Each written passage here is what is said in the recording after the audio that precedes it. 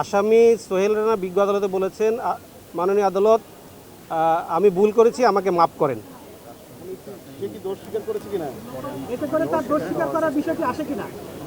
এটা এইভাবে আসে না, দোষ স্বীকারই বলা যায়।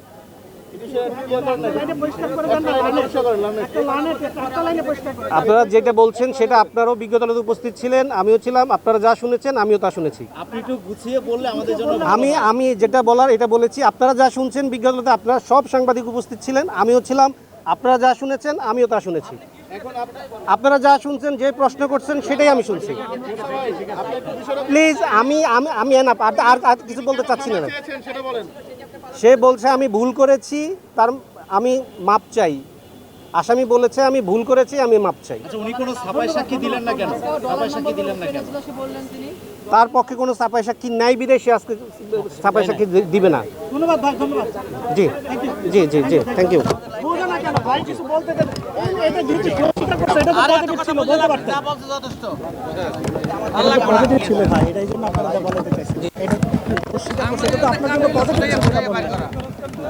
এই জন্য আপনারা বারবার বলতেছিলাম তাহলে তো করতামই না। সেইটাই তো আপনি বলবেন। আমি যে